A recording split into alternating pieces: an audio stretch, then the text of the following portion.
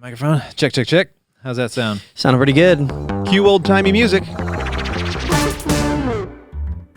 All right, guys. Welcome to the past, Hey. where we are going to talk about some famous coincidences. Now, these are super interesting, and I found so many of them that I actually want to... I think we should make this like a regular thing, because we could come back to this general topic a lot. There's so many weird coincidences that people have written down throughout history. Can I ask you a question? Absolutely. These are historical coincidences. Some of them.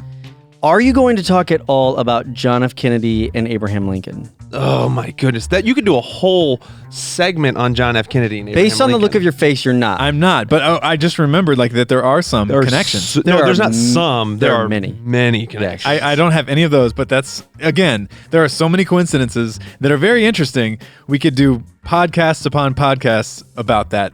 Before we get into my list, I wanted to actually put Jeff on the spot and have him tell us a little story. Yes, I am going to tell a story. You know this story. This is the best coincidence. Tell him. This is a legendary story. Oh yeah, I love this story. And I'm going to tell it. You might be overselling it at that point. No, it's good. It's a legendary among us. Yeah, there you go. When it comes to coincidences. Yes. All he has to do is say, Jeff, story coincidence. I know what he's talking about. All right. I'm driving in the car to Buffalo, New York with my wife where she's from. She had to use the restroom. So we're just driving by Terre Haute, Indiana. Which is usually when she has to use the restroom. Sure. It's like 3 hours into the drive. We weren't Perfect hungry restroom yet. time. I didn't need gas. I was like, okay, let's pull over to the closest restaurant. Happens to be Fazoli's Real Italian. Right? Real Italian in the middle of Indiana. Yeah. Yes. Yeah. I mean, when you hear Italian food, you usually think Terre Haute, Indiana. Absolutely. So anyway, we go in, and like I said, we weren't hungry, but I went in with her.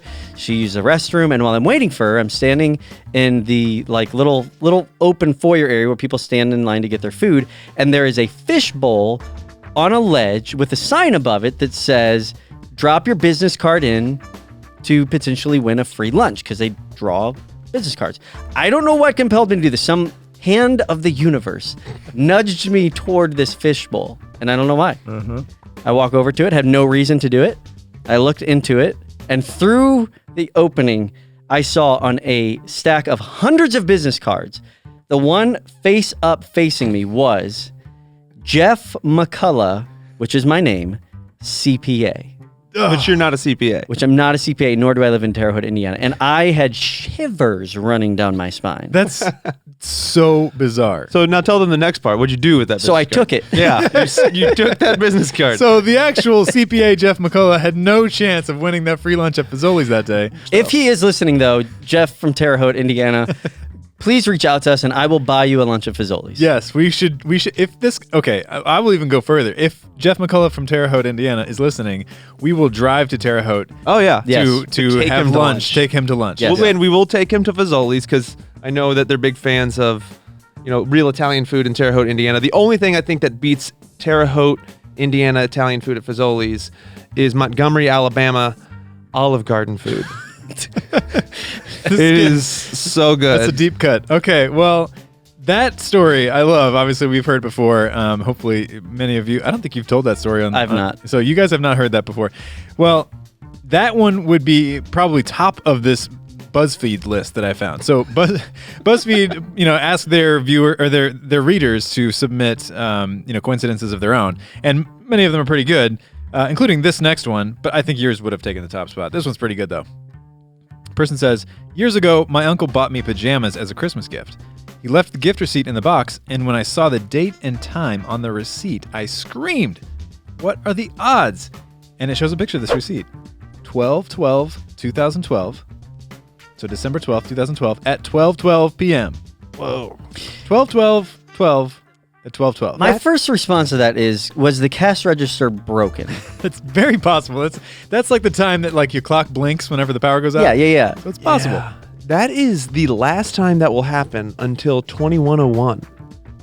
2101. Because of the last It'd be digits. 010, and it'd have to be 1 in the morning, like 1:01 in the morning on 210 or on the 1st of January 2101, because that's the next time you'll be able to have all of the numbers be the same. That was the last minute that could possibly happen for 100 that was the years. second too? It doesn't have seconds. Okay. On the I was receipt. wondering that if it was on the seconds. Okay, so have you guys ever heard of a man named George Story? No. there's a man named George Story who was born in 1936. Okay, so you're familiar with Life magazine. This a lot of our listeners probably aren't familiar. I was going to say, is that a well-known periodical anymore? I don't think so. It's probably just one of those things that's it's kind of 20th century. It's like a hallmark of the 20th century. Everybody knew about it. Right. But anyway, Life magazine starts in 1936, their first publication. On the front cover was a picture of, I think, some kind of landscape or something, but then there's also someone holding a baby. And the caption is, "Life begins." Are you looking at the picture right now? Well, I'm looking at an article about it.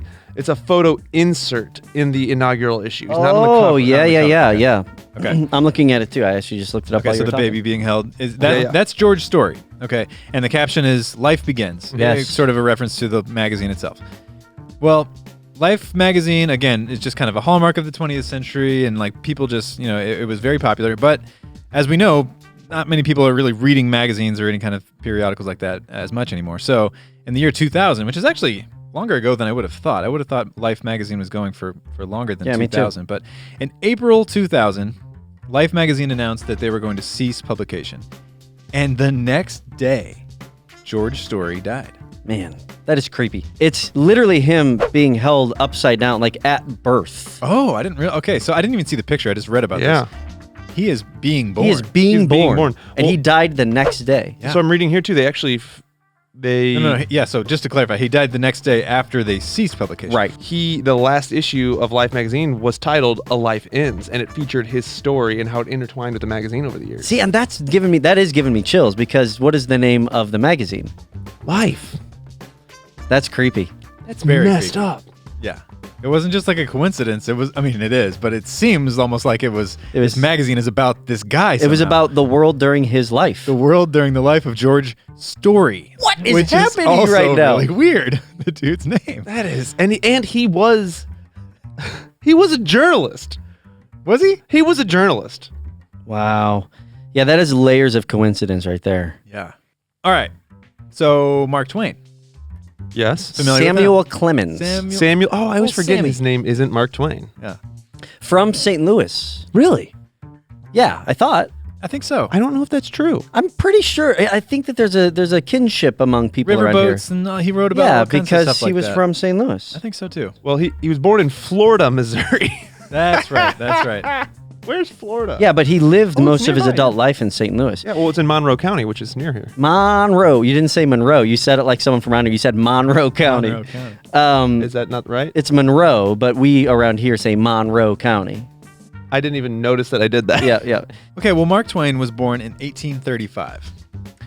And the day he was born, or it's maybe right around the day he was born, was when Halley's Comet was passing by Earth. So Halley's Comet is something that I don't think any of us remember what it looks like, because it happens every 75 years. It passes by Earth, and it's like this big spectacle, and you can see it for a while. I think I'm not sure how long it lasts in the sky, but I think a couple days maybe. It only happens every 75 years, and happened to be on the day that Mark Twain was born. Halley's Comet was passing, and then it was actually well known during his life that it occurs every 75 years. And he was aware that it happened when he was born. So he sort of jokingly said, well, like toward the end of his life, he said, well, it would be fitting if I went out when Halley's Comet passes again. And he Babe Ruthed it. That's incredible. He died when Halley's Comet passed again in 1910. 1910. Yep. Interesting. Every 76 years. 76 years. Yeah, the last one was in 1986, which means it's the year I was born. When did it happen? Could I Mark Twain my life? Because that'd be incredible. I'm trying to figure out how long is it visible, because you remember Hale Bopp went by in like the late 90s. Yeah. And it was visible for, I want to say, weeks. Was it? I remember looking in the southern sky and seeing the comet. It was just frozen up there. It's not like a shooting star, Right. that like zips through. Like you see it like the moon. Yeah. It's just visible for a while and then it disappears. It was flying around above the Earth, the planet that we live on. The one we're on right now. Earth. Uh-huh. It was going around in Earth from February till April. So when I was born in March, Halley's Comet Wow. was flying around, I could Mark Twain my life. You really could Mark Twain your Wow. life by Babe Ruthing it. My wife also born in March of '86. So yeah. Interesting. Wow. So if you gotta go at I gotta 75. I gotta go. I'm all right with that. I don't know, man. You're gonna die sooner than that. I think we all I know do. that. Yeah. I'm pretty sure I'm dying young. But if I don't, I want to hang out until 2061 is when it's coming around next. 61. That seems. I don't like the sound of that. Are you gonna start like drinking really hard and doing like illegal drugs? Oh, I'll around live. then? I'll Just live real hard that last year. Last year, if just I've to made it try to 2060, Got to hit that Halley's Comet window. Yep, that first few months of 2061 is going to be a real hard life for old man Danny. I regret nothing. Oh, that's amazing. That's pretty. That's an amazing find that you just did. Live on the air. I would never know if we didn't have this discussion. I wouldn't have even considered it. You and Mark Twain are yeah, man. You've always reminded me of Mark Twain a little Really? bit. No. cosmically connected. No, not really. I'm a big fan of satire. We both have foul mouths. It's true. Yeah, you have lots of ideas and filled with irony. I would love to have a mustache like his, honestly. I appreciate your honesty. Okay, let's talk about another coincidence here. This one I think you guys have heard of because, especially Jeff, because you're a big presidential history fan. Do you know who died on July 4th, 1826? Yes. Thomas Jefferson and John Adams. And John Adams. Both of them, founding fathers, died on July 4th, which is a very important date to America.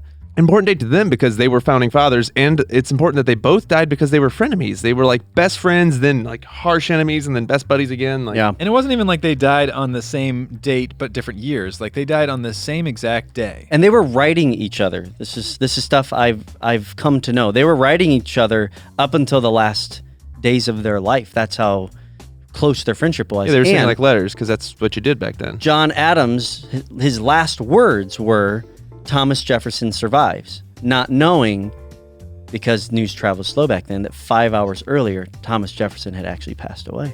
And actually, it's a little known fact that right after he said that, he said, "I regret nothing." As he did a half as Halley's Comet whizzed by. Okay, so what's actually even more amazing than that, though, which you might not have known, I mean, you probably did. A couple years pass, and it's now 1831, July 4th again. Do you know who dies? James Monroe.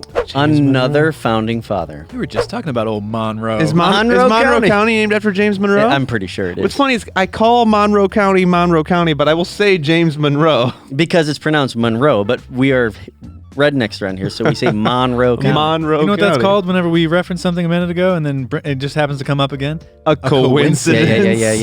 Yep. Holy moly. Seeing a theme here. Okay, let's move along. Okay. Next and final coincidence that I have brought. There's, like I said, plenty to talk about. We'll talk about more in future episodes. This one I think is very fascinating. Archduke Franz Ferdinand, well known for being assassinated, unfortunately, which kicked off World War I. World War I happens, and it's just horrible. The whole world is at war. Lasts for many years. And then on November 11th, 1918, it's finally all over when they sign the treaties and everybody is like, okay with not fighting anymore. They call it Armistice Day. Yeah. So Armistice Day is 11/11/18. Okay, remember that. Because a couple years after that, Archduke Ferdinand's car that he was assassinated in ends up in a museum. And like I said, a couple years later, nobody noticed this at first, but some tourist walking through the museum notices, hey, that license plate on that car is kind of a coincidence that it's A111118. Armistice. Huh. Oh, Armistice. 11/18. 11/18. That's Is that a thing? Is That's that real? messed up. That almost seems Isn't that weird? that's not like possible. that's like it was all planned. Like whenever people make like claims that there is a new world order or the what is it, with the little eye on top of the pyramid, what do they call Illuminati? that? The Illuminati, like running the show. They use things like that to be like, look, man, like they just planned this whole war because they needed this to happen. It's weird. It's really weird. It's so coincidental. Well, because people who are big fans of that conspiracy, they'll say that the whole reason, like, that it's NATO and it's all the things that came from World War I, World War II, these alliances that were to create this new world order in which the whole world is governed by one body, which is really scary to some people. Yeah, that's pretty interesting. There's a lot of photos of that assassination actually Really? online. Yeah, yeah, Like of the moment? yeah, because it was a big publicity moment. There was like a parade of people and crowds and stuff like that. So there were a lot of photographers, and they started snapping away when it all was happening. There were like flyers saying Franz Ferdinand's coming, and so like they sold out. Not the band. They sold out venues. Yeah. Yeah, those are creepy. When we do another one of these segments on coincidi, because I feel weird saying coincidences. Coincidences. Cool. We got to do the Lincoln and Kennedy. Totally. Yeah. There's just a treasure trove. Oh, it's amazing. Yeah.